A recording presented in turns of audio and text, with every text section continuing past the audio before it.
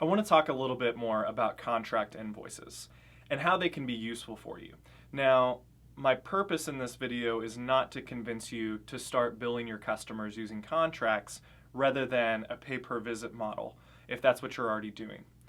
But there can be some great benefit to you. For example, if you're a company that is doing a primarily seasonal work, let's say lawn care and landscaping, for example, and the majority of your work is done, say, April through September, and then you have a handful of months where you're just not doing as much work, then contract billing is a good way to spread out your cash flow across all 12 months of the year, rather than just loading it all up into, say, 7 or 8 months of the year. But if you're a company that does work pretty steadily throughout the year, every single month, or maybe you do lawn care and landscaping April through September, and then once you get to your off season, maybe you move into like snow plowing or into Christmas lights or other types of revenue streams, then it might not be as beneficial for you. It might make more sense for you, and you might find that your profit margins can be a little bit higher if you continue to charge per visit or even hourly.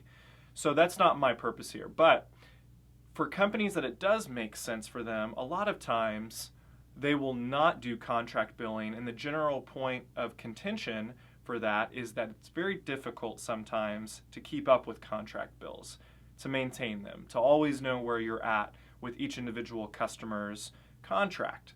And so I want to show you inside of Service Autopilot how you can more easily tell where you're at with each individual customer in their contract. So for example, let's take the lawn care and landscaping example again.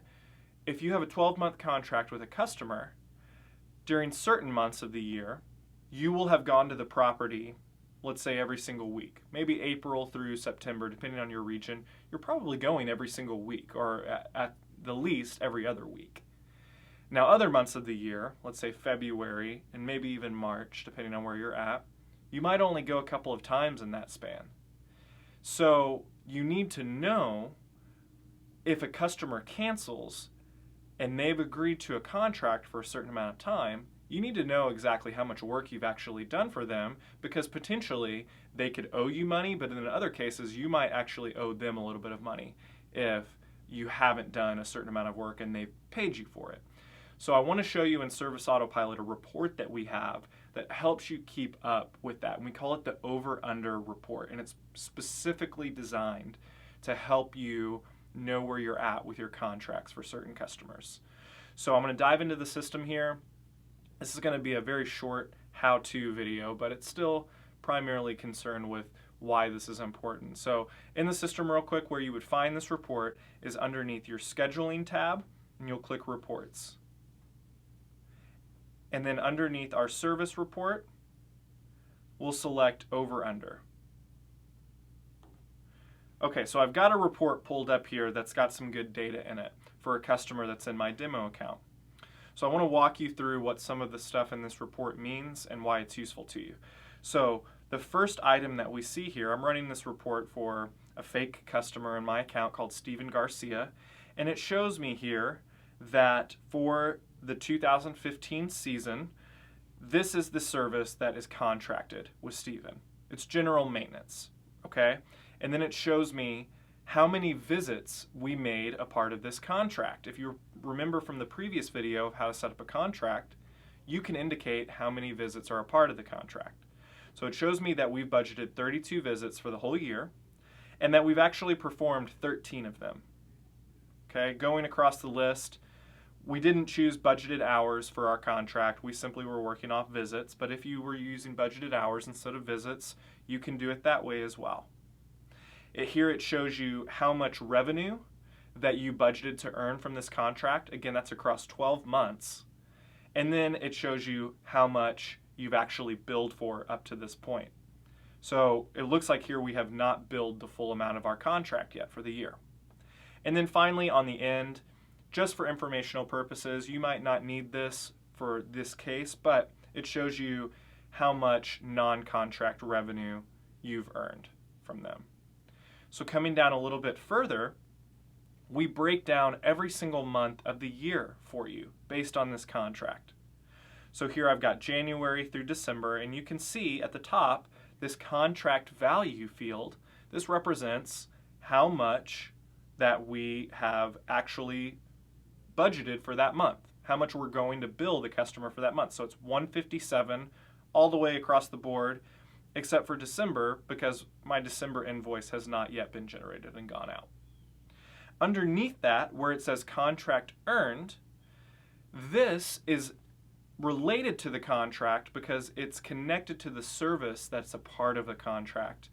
But the way that it's calculating this revenue is not from our contract billing amount.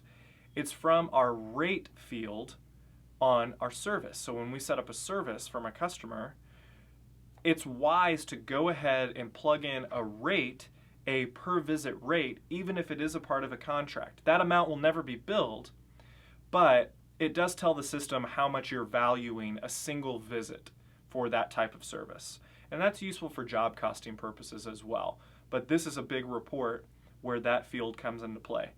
So it's showing me, based on the number of visits that I actually did on any given month, if I earned the full amount of that contracted revenue or if I've gone over or under. So for example, it looks like all of my months are pretty good here except for October. In October, we billed 157, but we really only did $100 worth of work.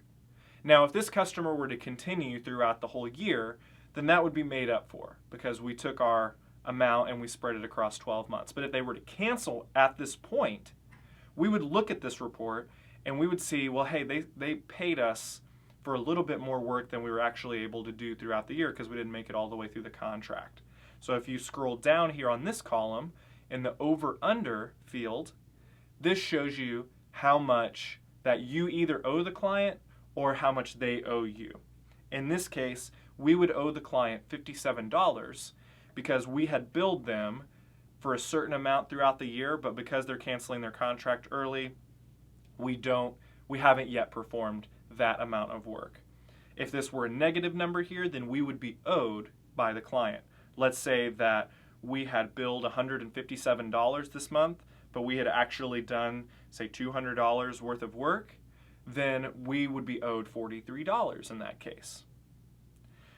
So just scrolling down the list a little bit, we're giving you some more general information that may or may not be useful to you. I know in some cases, companies will factor in the revenue, the non-contracted revenue that comes in from that client when figuring out who's owed what when a contract is canceled. And so we've put it here for you, but primarily the important fields are the over, under, and up columns. And then at the bottom of this page, we have the service details. This is simply just giving you a breakdown of every single service that's been done on this property, just so you can quickly reference it when you're looking at this report.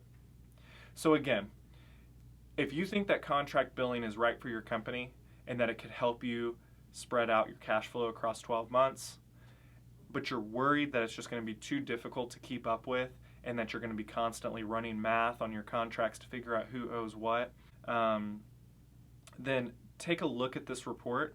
It's been a pretty heavily requested report for a while in Service Autopilot, and we've had it for a little bit of time, but not a lot of people know that it's there.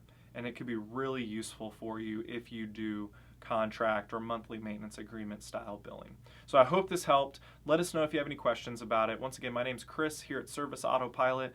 Make sure to subscribe to the YouTube channel. Check out our blog at serviceautopilot.com for more great information, tutorials, business tips, marketing tips, and other just general great information related to your service business with Service Autopilot. Thanks for watching.